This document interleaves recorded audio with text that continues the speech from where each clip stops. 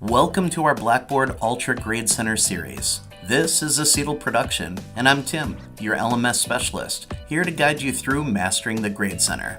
In our previous tutorial, we took a look at an assignment, which had an assignment category.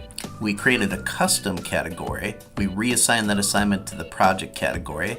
And now we're going to take a look at our gradebook and see how those categories impact our overall grade. In the Grades tab, let's click on Overall Grade, and let's go ahead and edit that overall grade. Here in the Calculation Details window, we're looking at three categories: Points, Weighted, and Advanced.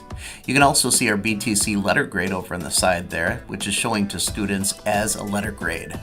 On the left, we see all the categories that could factor into our overall grade. For instance, we have the test category.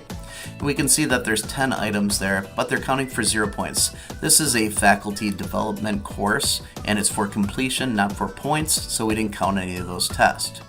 But below it, you'll see that we have 7 items that are categorized as assignments, and for a total of 70 points. If we drop that down, you can see how those points are broken up over those 7 items and how they all add up. If we take a look at the discussion, we've got 7 discussions for 100 points. And then we have 5 items in the journal category as well for 45 points, so 9 points each.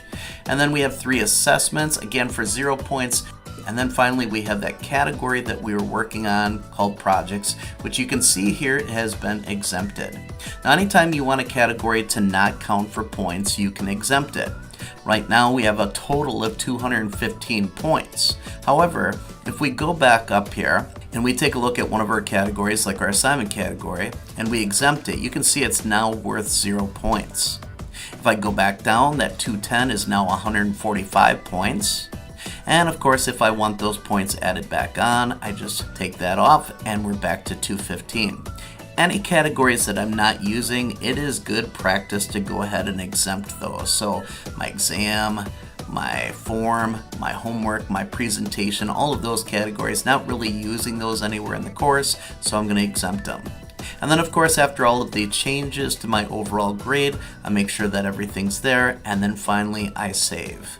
What if I don't want to use total points for my class? Maybe I want to give percentages in the form of a weighted grade. So I'm going to switch from points here to the weighted tab. And when I first go in there, you'll notice that now all of my categories in this course have been evenly balanced out, and it totals up to 100% at the end. So now I'm going to be a little bit more intentional about my percentages. I'm going to plug in 15 here for my assignment.